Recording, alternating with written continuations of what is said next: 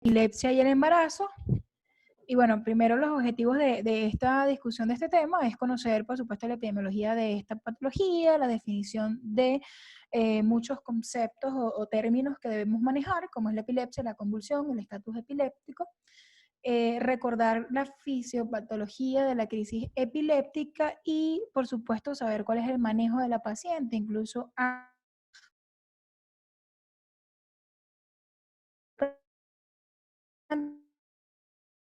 parto y el periodo de posparto sobre el feto. Entonces, hablando un poco sobre la epidemiología, podemos decir que según la Organización Mundial de la Salud, existen 50 millones de personas en el mundo que tienen el diagnóstico de epilepsia, las cuales el 80% de estos pertenecen a países de bajo ingreso y 2.4 millones de personas en el año son diagnosticadas con esta patología, de los cuales existe la epilepsia activa entre el 4, de 4 a 10 por cada 1000 en los pacientes en las personas que tienen viven en países de alto ingreso y de 7 a 14 por cada 1000 en los que son de bajo ingreso. Se dice que la consulta de emergencia como tal de las enfermedades neurológicas constituye el 0.3 al 2% y que esto tiene una alta prevalencia o un alto riesgo de mortalidad, de muerte prematura 3 veces más en las personas jóvenes. En los países donde hay altos ingresos se registran anualmente de 30 a 50 por cada 100.000 habitantes. Se ha determinado que la epilepsia ocupa el cero tiempo que va a determinar el tiempo de años vivido del paciente con una menor calidad de vida y también está determinado por el tiempo de años perdidos en el caso de aquellas muertes precoces. En el 2010 se determinó que el 17.14 millones de personas fueron determinados en que la pérdida o ajustados a la discapacidad porque tenían una pérdida de años de vidas por esta enfermedad. La mortalidad de estos va a estar relacionada en la región de las Américas de 7.547 defunciones al año, en Norteamérica de 1.676 y en América Latina y el Caribe de 5.871, donde podemos ver que en América Latina y el Caribe esta proporción va hacia el sexo masculino en un riesgo de mortalidad de 1.27 y de 0.80 para las mujeres.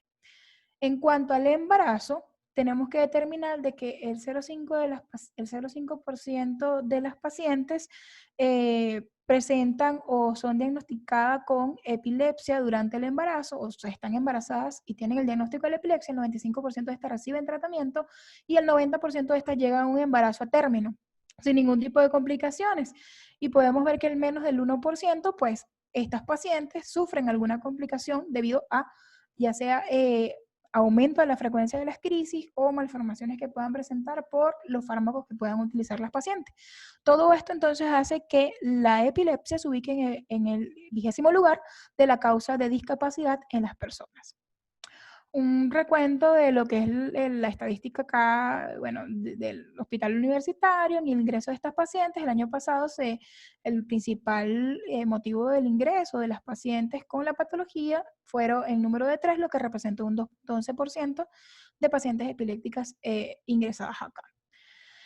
Primero tenemos que definir qué es una epilepsia y se dice que la Liga Internacional contra la Epilepsia en el 2017 sacó una nueva clasificación o la ajustó y sacó una definición. Ella define que la epilepsia es un conjunto heterogéneo de enfermedades con una elevada prevalencia y que tiene una repercusión sociosanitaria bastante importante. Para cumplir el término o la definición de epilepsia, se dice que debe contar con 3 parámetros. Uno es que el paciente presente 2 ataques no provocados, es decir, cuando hablo de no provocados es que no tengan una causa identificable inmediatamente y que tengan una diferencia mayor a 24 horas entre una crisis y otra. O que tenga un ataque no provocado y que este paciente presente una probabilidad adicional de tener riesgo similar de recurrencia de las convulsiones en un 60%. Y esto habla de 10 años posterior a ese primer evento. Y lo otro es que tenga ya la definición de un síndrome epiléptico.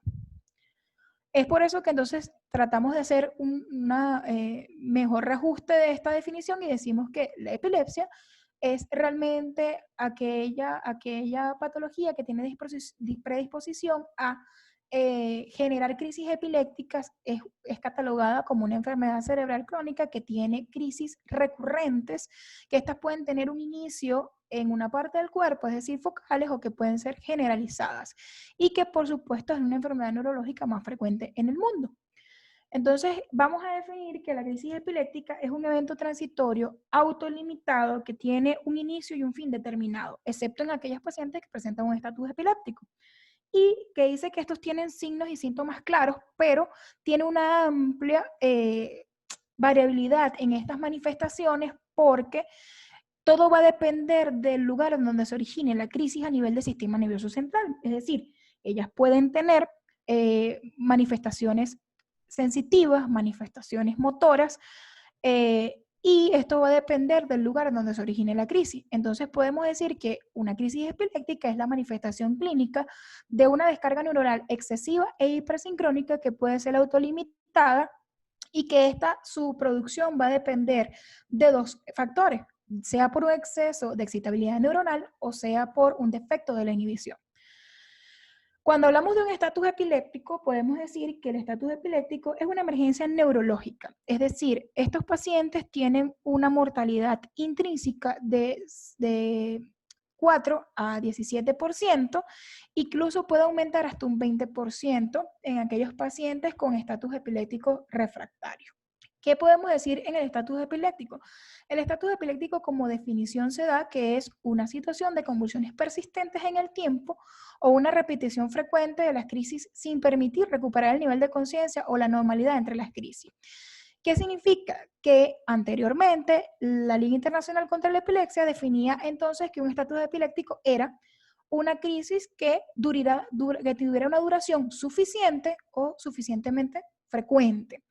Eso era algo muy subjetivo, es por eso que entonces después la Fundación Americana de la Epilepsia trató de definir entonces que un estatus epiléptico era aquello que tuviera una convulsión persistente de aproximadamente 30 minutos y que fueran dos crisis recurrentes sin permitir recuperar el estado de conciencia. En vista de que este periodo del tiempo, imagínense un intervalo de tiempo de 30 minutos en una convulsión, pues obviamente los efectos que va a tener posterior a ese evento va a ser bastante importante. Entonces es por eso que la Sociedad Americana contra la Epilepsia reajustó entonces la definición de un estatus epiléptico y lo colocó que el estatus epiléptico era toda aquella convulsión que tuviera una duración de más de 5 minutos y que tuviera convulsiones recurrentes sin permitir recobrar el estado de conciencia previo a presentar el episodio convulsivo. Entonces se hizo este reajuste. Claro, ellos igual consideraban que podía existir la duración de 30 minutos, pero que toda paciente que tenga una convulsión por más de 5 minutos es una emergencia y hay que actuar inmediatamente, porque las secuelas neurológicas son importantes. Cuando hablamos de un estatus epiléptico refractario, cuando tú tienes una paciente con un estado convulsivo que tiene una duración de 30 a 60 minutos y que no puede recuperar o ceder esa crisis a pesar de recibir el tratamiento ideal de primera línea y no tener una respuesta. Entonces definimos qué son las convulsiones. Las convulsiones tenemos entonces que son alteraciones transitorias y que van a producirse de acuerdo, va a tener una función neuronal eléctrica anormal y paroxística. Entonces estos van a ser episodios breves de contracciones musculares que pueden afectar una parte del cuerpo o la totalidad y que pueden o no acompañarse con pérdida de la conciencia y del control de los esfínteres. Es por eso que podemos resumir de todo esto que las crisis convulsivas tienen una gran relevancia materno-fetal y se han de considerar como una emergencia vital durante la gestación y siempre hay que tratarlas.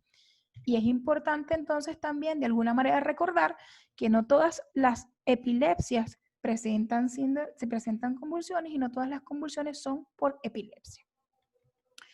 Tenemos que en cuanto a la etiología de esta, se habla de que hay factores genéticos como la esclerosis tuberosa y la fenilcetonuria que tienen factores hereditarios epilépticos transmisibles y que pudiera generar estas alteraciones que pudieran ser hereditarias.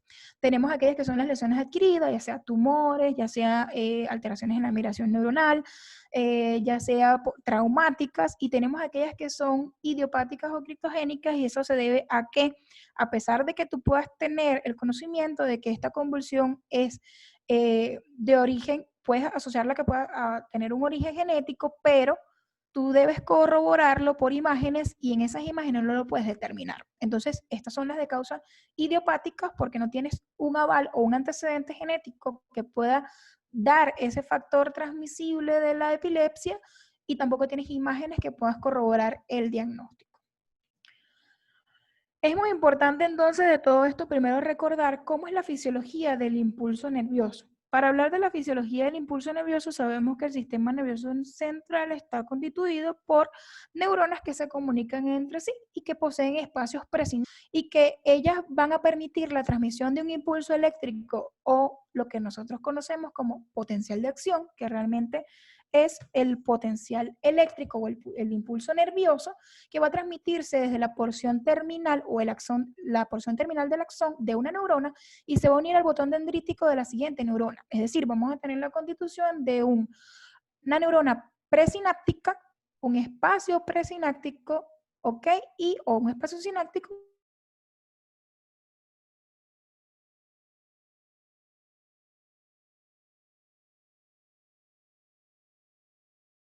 Y la neurona posee una bicapa lipídica, ¿ok? Y posee ciertos canales que van a permitir la transmisión. Para nosotros tener en claro cómo se inicia el potencial de acción, tenemos que determinar que en estado de reposo la neurona tiene un diferencial de membrana de menos 70 milivoltios. Todo lo que se encuentra dentro de la célula es negativo y todo lo que se encuentra fuera de la célula es positivo. Para nosotros generar un impulso nervioso debe haber una inversión en ese potencial de membrana. Es decir, que lo que está dentro debe transformarse en positivo y lo que está fuera se transforma en negativo. Entonces, eso es lo que va a generar el impulso nervioso. ¿Cómo se va a lograr? A través de estos canales que van a estar aquí. Existen canales que te permiten la entrada, la salida, perdón, del potasio y los que te permiten la entrada del sodio. Es por eso que podemos ver aquí cómo se transmite entonces el impulso nervioso. Tenemos entonces esta membrana donde pueden evidenciar que tiene canales de escape de sodio y canales de escape de potasio, que siempre permanecen abiertos y esto permite pues la fuga de estos iones. ¿Qué pasa entonces acá con la bomba sodio-potasio? La bomba sodio-potasio se encarga de regular y de que se mantenga la diferencia del potencial de membrana, es decir, que adentro siempre esté negativo y que afuera siempre esté positivo. Cuando se quiera generar el impulso es que va a haber la inversión de este. Entonces, la bomba sodio-potasio, su función es que en contra del gradiente de concentración, ella saca 3 moléculas de sodio e ingresa 2 moléculas de potasio. Ella lo que hace es regular, ella permite entonces que se mantenga este equilibrio y que mantengamos entonces los menos 70 milivoltios. Existen también canales de sodio y de potasio que son dependientes del voltaje. Entonces, cuando el impulso llega, ¿verdad? Va a existir como una especie de escáner que va a decir cuál es la concentración que hay dentro y fuera de la célula. Como yo necesito una carga, ¿verdad?, positiva que me ayude a transmitir el impulso nervioso, pues yo tengo entonces que cambiar el potencial de membrana para permitir esa transmisión. ¿Cómo lo voy a hacer? Bueno, tenemos entonces que llega el impulso, ¿verdad?, nervioso, y entonces los canales, ¿verdad?, de sodio, cuando nos diga que adentro de la célula es una carga negativa y que necesitamos cambiarla a una carga positiva, los canales dependientes de voltaje de sodio permiten la entrada de sodio, ¿verdad? Y estos permiten que ocurra entonces lo que llamamos la despolarización. Permite entonces la entrada del sodio al interior de la célula y permite que este estado de reposo de los menos 70 milivoltios en el potencial de acción cambie a menos 55 para poder entonces iniciar o generar el impulso. Esto se llama como ley del todo nada. ¿Por qué? Si la cantidad si logra llegar a los menos 55 milivoltios, esto va a permitir entonces que el impulso, para tener una mayor fuerza, mayor propulsión de ese impulso, debemos superar más de los menos 55 milivoltios. Si esto sucede, se va a generar el potencial de acción, va a haber el impulso nervioso. Si esto no sucede, nunca sucede, se vuelve entonces al estado de reposo y no se apertura el resto de los canales de sodio. Por eso se llama ley de todo o nada. O logra tener este impulso de a los menos 55 milivoltios o no va a lograr hacer la transmisión de nada. ¿Qué pasa cuando se supera? Bueno, cuando eso se logra superar a menos 55 milivoltios, entonces hay la apertura de todos los canales de sodio. Y eso permite la entrada de muchos iones, ¿verdad? Con carga positiva, para invertir entonces el potencial de membrana. Eso permite llegar a un máximo. Cuando llega al umbral máximo, que sería más 50 milivoltios, entonces se cierran los canales de sodio porque ya no necesitamos más entrada de sodio para seguir propagando el impulso. Eso se llama entonces, comienza a abrirse el canal de potasio. ¿Por qué? Porque si ya nosotros llegamos, ¿verdad?, al pico máximo, permite entonces la salida del potasio porque tenemos que regular. Cuando llegamos al umbral que necesitamos descansar porque ya hubo la transmisión de este impulso, entonces se inactivan los canales de sodio, se activan los de potasio y hagamos lo que se llama repolarización. ¿Por qué? Porque nosotros ahora tenemos que volver a llegar al estado anterior, al estado previo al impulso nervioso, que es decir, tener menos 70. ¿Qué sucede entonces? Sucede entonces que comienza a salir, ¿verdad? Los canales, por los canales libres de potasio, comienza a salir el potasio, para generar una carga negativa también por los dependientes de voltaje. ¿Qué va a suceder en este entonces? En vista de que hay una fuga mayor, no solamente va a permitir la salida por los dependientes de voltaje, sino que por los canales libres. Yo les dije que estaban permanente abiertos y esto nos va a llevar entonces ¿a qué? A que ocurra, ¿verdad? No solamente llega a menos 70, sino que sobrepase ese valor. Y esto se llama como hiperpolarización. ¿Por qué? Porque nos va a salir tanto por los canales de voltaje, dependientes de voltaje, el potasio, como por los canales libres. Ahora, ¿en qué todo cumple todo esto la bomba sodio-potasio? Ahí comienza a actuar la bomba sodio-potasio, porque la bomba sodio-potasio comienza entonces a nivelar, a llegar entonces a volver a llegar a menos 70. Este espacio que hay entre los menos 70 milivoltios originales y los menos 90, que es donde va a llegar para la hiperpolarización, tiene un espacio y eso se llama periodo refractario. ¿Por qué es el periodo refractario? El periodo refractario puede ser absoluto o puede ser relativo. ¿Qué nos va a permitir esto? Nos va a permitir que, como está en menos 90 milivoltios, evita que los canales dependientes de voltaje del sodio se vuelvan a reaperturar, es decir, evitan que ese impulso se mantenga en el tiempo. Y eso se llama periodo refractario. El periodo refractario bloquea, a pesar de que tenemos una carga negativa y que todavía persiste el impulso y quiere volver a iniciar ese impulso nervioso, evita que se haga la transmisión de este. Ahora bien, cuando el impulso llega al final de la célula, ¿verdad? Que ya sucede todo el impulso nervioso y llega a la porción terminal de la neurona, es decir, a la porción terminal del axón, va a tener el impulso excitatorio, entonces va a permitir la apertura de los canales de calcio. Cuando el calcio entra al interior de la célula, él moviliza a las vesículas que contienen los neurotransmisores, en este caso del impulso nervioso excitatorio, el glutamato. Esto permite que estas vesículas, ¿verdad?, lleguen de alguna manera a la membrana presináptica de la neurona presináptica y por medio de exocitosis se ha liberado al espacio sináptico. Estos neurotransmisores, como el glutamato, tienen unos receptores en la membrana postsináptica o botón dendrítico de la siguiente neurona. Estos neurotransmisores se unen a los receptores y envían una señal y permite la apertura, ¿verdad?, al interior de esta célula de el calcio y de también sodio. Estos se unen a receptores llamados NMDA y el AMPA.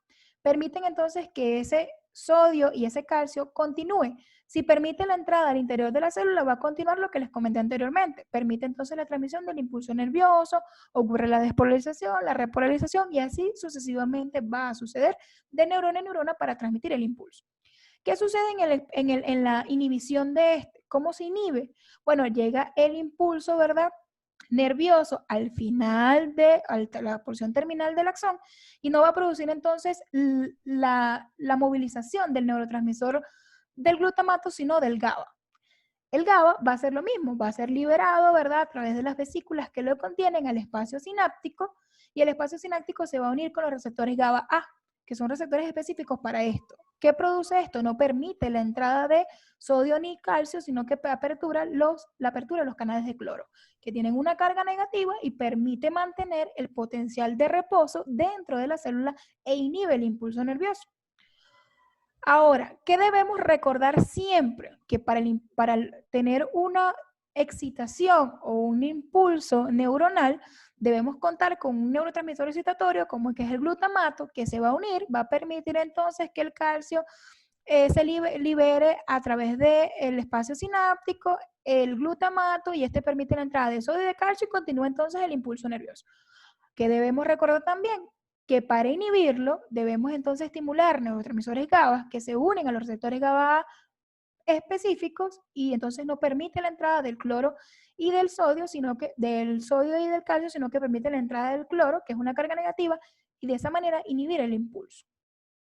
Entonces, una vez dicho esto de la fisiología de la propagación del impulso, tenemos que decir que para que se produzca entonces una crisis epiléptica debe haber un exceso de excitación neuronal que puede estar dado por la desregulación de los canales de sodio y de potasio. Sí, ¿por qué?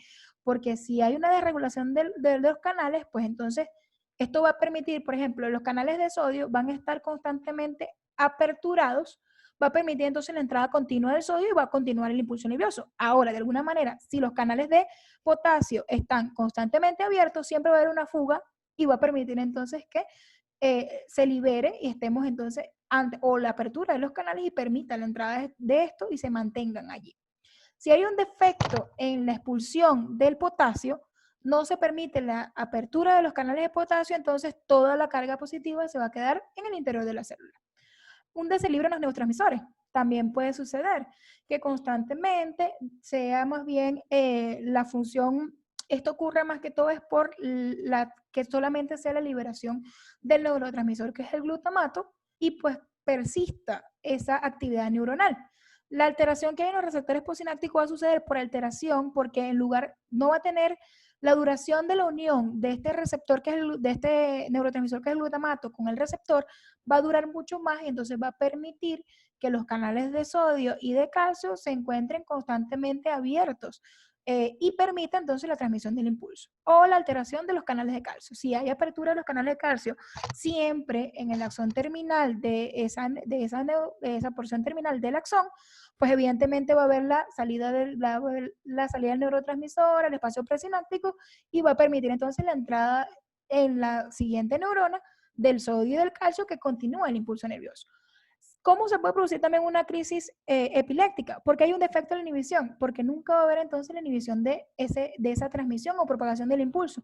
¿Qué puede pasar? Que haya una disminución de la velocidad de conducción, que haya una hiperpolarización de las neuronas postsinápticas, es decir, que siempre permanezca en hiperpolarización y por supuesto va a haber un defecto de esa transmisión del impulso nervioso. ¿Por qué? Porque yo les hablaba que cuando se ocurre la hiperpolarización existe lo que se llama el periodo refractario y si este periodo refractario dura más de lo normal no permite la apertura de los canales de sodio para poder continuar con el impulso nervioso. La disminución de los neurotransmisores inhibitorios liberados también nos va a producir una disminución del neurotransmisor GABA, pues por supuesto hay un defecto de la inhibición y permite que continúen los canales abiertos y permite la entrada de estos iones. Y la disminución de la permeabilidad de los iones también. Entonces es importante recordar que las crisis epilépticas se producen por un exceso de excitación neuronal, que es todo esto que acabamos de hablar, o un defecto de la inhibición. Ok, creo que le di algo de actualizar que no debía. Bien, ok. ¿A qué trastornos neurológicos pertenece la epilepsia? Ellos pertenecen a la clasificación de la neuropsiquiatría, al igual que estas otras enfermedades que están acá, como la migraña, la enfermedad de Parkinson, la esclerosis múltiple, el Alzheimer y otras demencias. En el caso de las pacientes embarazadas, la epilepsia constituye la segunda afectación neurológica después de la migraña. ¿Cómo se clasificaban las crisis epilépticas antes? Bueno, imagínense, antes en 1981 hasta el 2010 se utilizó la clasificación de la epilepsia de parciales, que pudieran ser simples, complejas, de evolución secundaria, o las generalizadas, que podían ser tónico-clónicas, clónicas, tónicas, atónicas o de ausencia. Resulta que eso ya no se usa. Hubo una actualización en el 2017 por la Liga Internacional de la Epilepsia y colocó que las crisis epilépticas se clasifican de la siguiente manera, en 3 niveles: el tipo de crisis, el tipo de epilepsia y los síndromes epilépticos. Esto nos permite determinar en esta en este cuadro o en esta clasificación la etiología que nos pudiera orientar, porque les decía que no todas las convulsiones son de origen epiléptico. Nosotros tenemos que buscar causas que nos puedan generar esta crisis convulsiva y por supuesto comorbilidades asociadas que puedan exacerbar estas. Entonces, ¿cuáles son los tipos de crisis? De inicio focal, porque se localiza en una parte de una región y esto van a ser las crisis que van a ser de inicio, que tienen un foco epileptógeno en alguna parte del sistema nervioso central. De inicio generalizado, que aquellas que tienen convulsiones, por supuesto, generalizadas, y las de inicio desconocidos que no se clasifican en ninguna de las dos. ¿Cómo se puede hablar del tipo de epilepsia? El tipo de epilepsia puede ser focal generalizada o combinadas y focales y las desconocidas. ¿Esto qué va a depender? Van a tener que las focales pueden ser motoras, pueden ser sensitivas, pueden ser por automatismo, pueden estar acompañadas o no de la pérdida de la conciencia, igual que las generalizadas y la combinación de ambas. Y aquellas que engloban los síndromes epilépticos, por supuesto, que ya están diagnosticados. Entonces, las crisis epilépticas de inicio focal tenemos entonces, como les decía, puede tener alteración de la conciencia o no. Puede ser focal bilateral incluso y puede ser tónico-clónica. Y estas tienen un inicio motor y no motor. Y tienen una memotecnia que se llama, mira, como la arepa que a ustedes les gusta, que es más seca. Entonces tenemos motores, automatismos, sensitivos, emocionales, que puede ser motores, que puede ser de acuerdo a la situación psicomotriz del paciente, pueden tener alteraciones sensitivas, pueden tener alteraciones emocionales, o sea, ellos le puede dar al paciente la sintomatología de, bueno, que puede ponerse agresivo, puede incluso desvestirse, pacientes que pueden tener pérdida de la sensibilidad, perdón, y hay una cosa en particular que habla de los espasmos epilépticos. Los espasmos epilépticos, ok, pueden ser focales o generalizados con o sin alteración también de la conciencia y que también se incluyen en aquellos en el generalizado. Tenemos aquí los motores, aquellos que son de las crisis de ausencia, ¿ok? Que incluso tienen una subclasificación. Y los de inicio desconocido también pueden ser motor o no motor y las no clasificadas que obviamente no engloben ninguna de estas. Entonces ya hablando un poco de lo que es la epilepsia y el embarazo,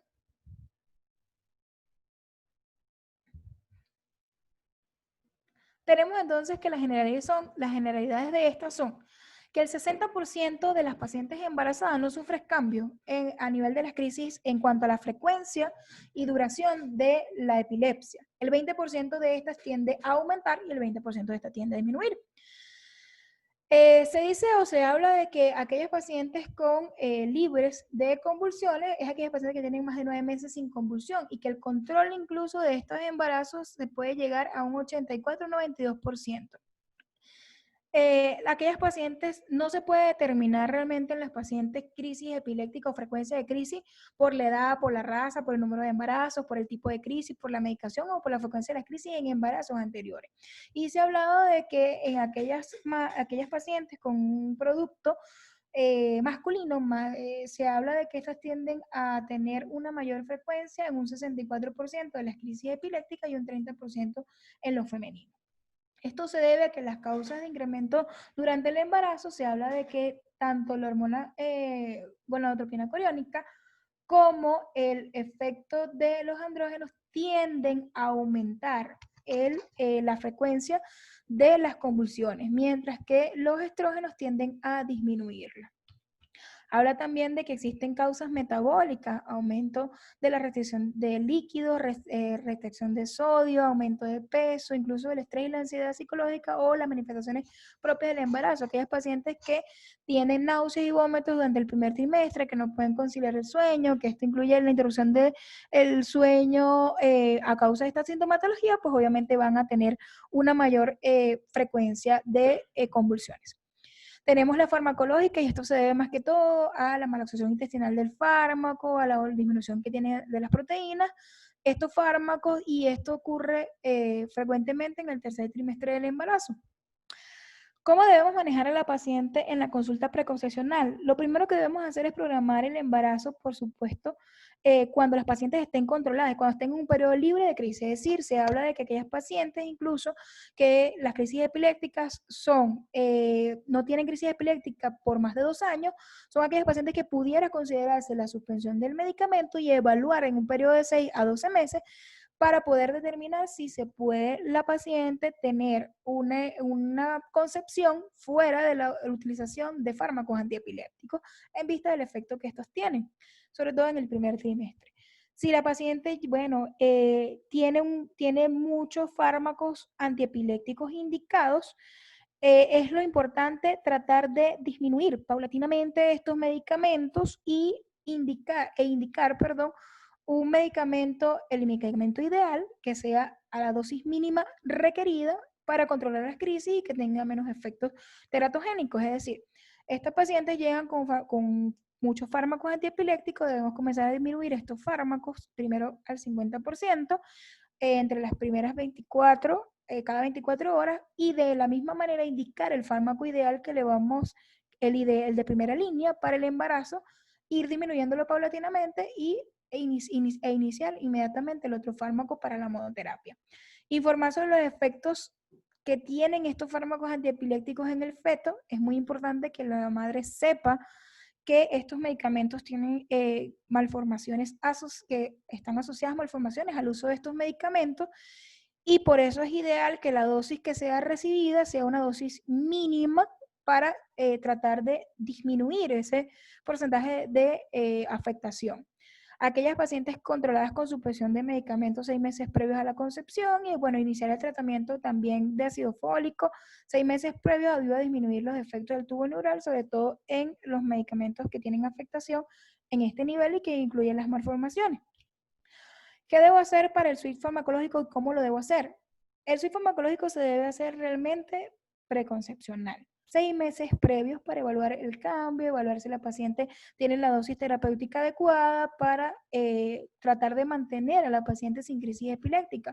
Por supuesto, como les había dicho, si es una politerapia, tratar de cambiarlo a una monoterapia a la dosis mínima, y debo disminuir y quitar esos fármacos antiepilépticos que tienen mayor efecto teratogénico, el 50% cada 24 a 48 horas, e iniciar paralelamente la dosis mínima de fármaco ideal.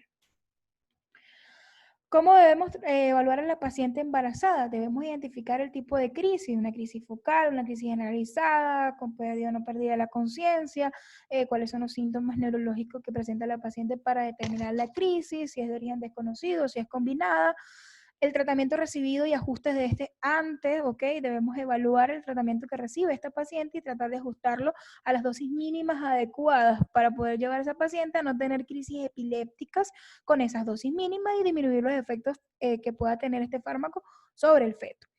La frecuencia de las crisis convulsivas en el último año es muy importante preguntarlo, y así podemos evaluar que realmente si el fármaco que está recibiendo la paciente es el ideal o es el adecuado, y si ha realmente tenido un efecto terapéutico adecuado. Brindar la información y el asesoramiento, por supuesto. Lo importante de las pacientes epilépticas, el asesoramiento preconcepcional no debería comenzar en el momento que la paciente decide formar un hogar, porque hay muchas pacientes que quizás están asintomáticas y bueno, ellas consideran que ellas no van a tener una repercusión el embarazo sobre la enfermedad y la enfermedad, el tratamiento de la enfermedad sobre el feto, en vista de que ya están libres de la convulsión. Es por eso y es muy importante brindar esta asesoría, y la asesoría siempre debe comenzar desde el momento en que la paciente se le hace el diagnóstico, ¿ok? Previo a que esté embarazada. Es decir, estas pacientes que son diagnosticadas de la adolescencia, se les debe informar sobre el efecto que tienen estos fármacos y hablar, dime. Se va a cerrar la reunión. Ah, ok. Bueno, entonces vamos